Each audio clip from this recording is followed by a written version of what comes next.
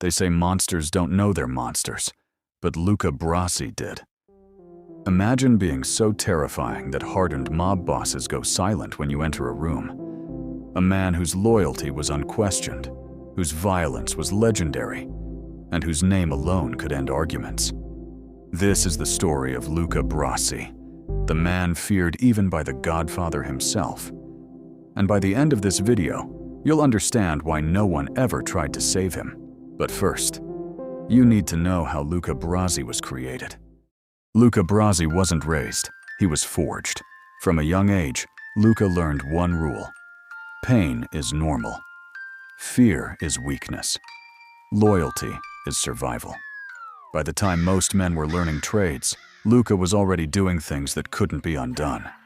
Things that made grown men avoid eye contact. He wasn't smart like the consiglieres. He wasn't charming like the dons. Luca Brasi was something else entirely. He was what you sent when you wanted to make an example. And when Vito Corleone saw him, he didn't see a liability. He saw a tool. Vito Corleone ruled with respect. Luca Brasi ruled with fear.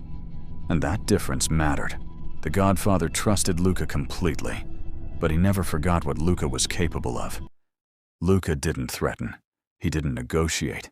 He finished. People whispered stories. Stories so brutal they sounded exaggerated. But in the Mafia, exaggeration is usually the polite version. And here's the unsettling truth. Luca Brasi didn't enjoy violence. He was simply unbothered by it. When the Corleone family faced betrayal, they needed information. So they sent their most feared man.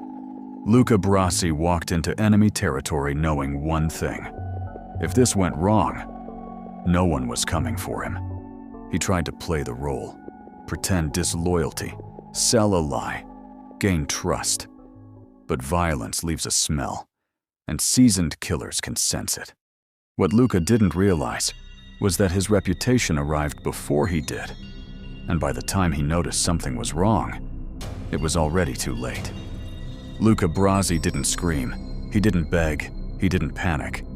And when word reached the Corleone family, there was no denial, no rage, just silence. Because if Luca Brasi could be killed, then no one was untouchable anymore. His death wasn't just a murder, it was a message. Luca Brasi didn't leave behind wealth. He didn't leave behind children. He didn't leave behind a name people proudly carried. He left behind fear. A warning, a reminder that in the world of organized crime, being the strongest doesn't make you immortal. It just makes your fall louder. Luca Brasi was feared by enemies, respected by allies, and remembered as a man who crossed a line no one else would. If you want more true crime stories where power, loyalty, and betrayal collide, hit subscribe, because the next story might be even darker.